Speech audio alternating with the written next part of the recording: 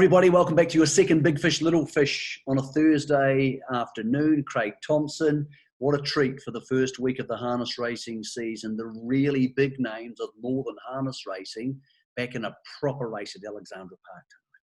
Yeah, good morning, Michael. Isn't it great to get the big bangers back and in numbers too, Michael? Geez, I can't remember, and I've been doing this job an awful long time, the depth of a field we've got in the middle of August for the open class paces. 9 runners.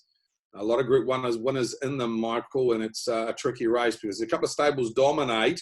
A lot of trials form in the last 3 or 4 weeks, and of course it is only 1,700 metres. I do think there is a couple in there that are very short, and there's a bit of value in that race, Michael. We need to talk about it. Yeah, I think there is. So for those who don't pay attention to it tonight, there's a 1,700 metre open class race. A lot of these horses will go to the New Zealand Cup. Copy, that's his first start against the open class big guns, but he's race fit. They're not. Craig, the rest of them went to Pukekohe for the workouts last week. I think this is one of the horses you were talking about, the value. Mark Shard won the workout, beating all of these apart from Copy That. Can't believe the bookies opened him 9.5 for new driver Tony Hurley. Well, I think you've got to look at it 2 ways, Michael. Copy That's a very good horse, but he's not tested against the best of the open class brigade. Great against his own age group. Bella Montana's your second favourite, and she was clearly appointed at the trials last week by Max Shard and on the cards, who are both triple her price, Michael. I really like Max Shard. I mean, so I'm with you, brother. I am. You go back to his Inter-Dominion Grand Final run. You go back to his Noel Taylor mile where he ran third behind Turn It Up and Spank Him. Again, in the Messenger, third behind Turn It Up and Spank Him. He's got speed. He's got a good draw. He's got 2 trials under his belt. And for me, Tony Hurley, he's driven him at the trials last week. He knows the horse very well. He could get across them early here, Michael. And geez, I tell you what, if he found the front, that $9.50 would look very, very nice. Yeah, the market's framed it up that Wainui Creek might hold the lead from the inside and put Bella Montana in the trail. I don't see that happening. I think there'll be a lot of pressure. Spoke to Steve Telfer, who has 3 in the race. He said Triple Eight will go back, but the other 2, Check In and Dance Card, will go forward and at least hold their positions. Also spoke to Barry Purdon. He said starting this season, as you watch this now, Mark Shard's the best of his. At this stage, he said things can change. Not saying for this race, the best of them heading forward, Craig. I think he has the option to go forward and potentially lead or trail, because on the cards is really quick as well. I can't believe he opened 9.5. I thought that opened him 4.5. So I think he's a definite bet. I can't be on Bella Montana unless Wainui Creek leads. A mare first up against the big boys, I can't see her holding them all at the start. I'm not saying it won't happen, but I don't think it will happen. No, I agree with you. I think Wainui Creek is okay off the gate, but there's clear quicker ones out wide. And I think with on the cards, they will roll forward, Michael, because he's got the benefit of having a couple of race day starts. He's been up through the winter where a few of these haven't. I think he's the obvious one to go forward along with Max Shard. So agree with you what you're saying. And you can get $12 on the cards, $9.50 Max Shard.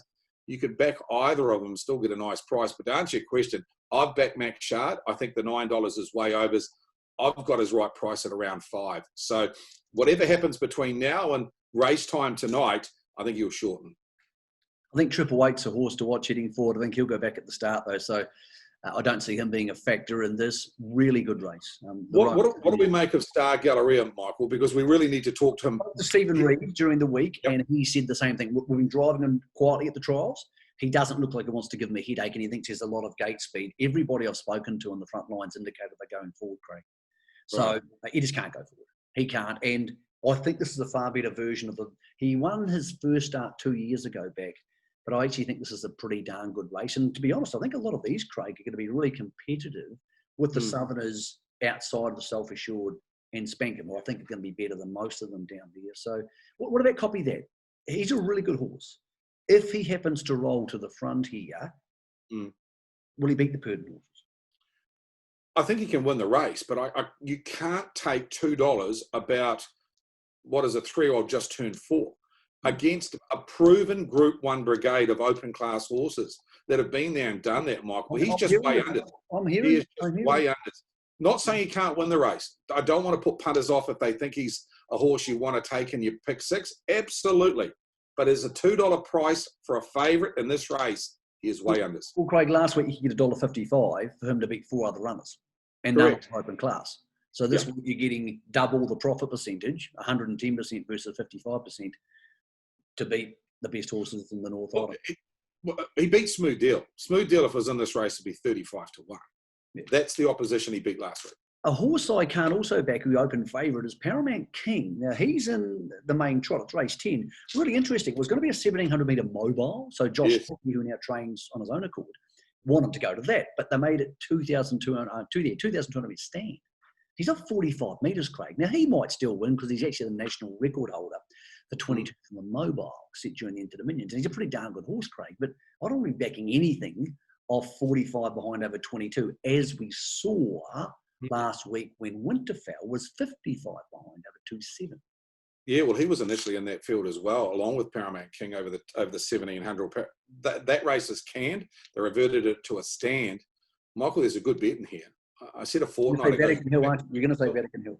You're going to go again. And at $8, it's absolutely backable. I think you just got to look at the way the race is going to pan. I mean, Peak's Luck is not going to step quickly. Daisy Hill is off 10 and is off the Unruly. And then you move to She Reigns and Vatican Hill.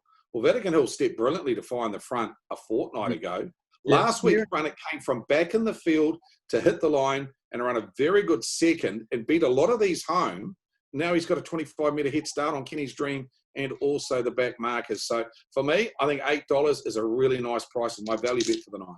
It's a wicked night to punt. It really is. And I've got to apologise to the listeners from last week and the viewers because my horse I part-owned Nevada won. I didn't have a bean on, didn't think he could win, got out to $10. He rolled home. He's actually $1.95 tomorrow night, Craig. Probably a chance if he rolls to the front. What about the rest of the card? It's a really, really strong card. I mucked around and came up with my other best bet of the night. Race 4, number 1, Mimi Coco for a good junior driver in Alicia Harrison.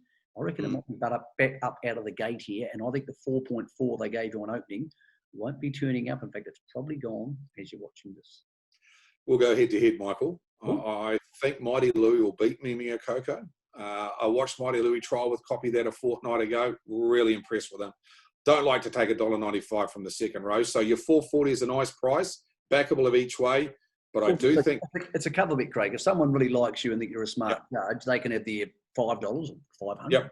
Only people can afford to lose, and they can cover for 100 units or whatever on the other horse and ruin and basically stop themselves from losing too much. I think I don't know about Mighty Louie. I know what you're saying. He's just a horse who's found me out a couple of times in the past. What else do you like? It's a big program. There's 12 races. First goes at 5:24. What else do you like at Alexandra? Best of the night, Michael. Best of the night tonight. Race 6, number 1, Alta Wise Guy. I think he's a very, very nice horse.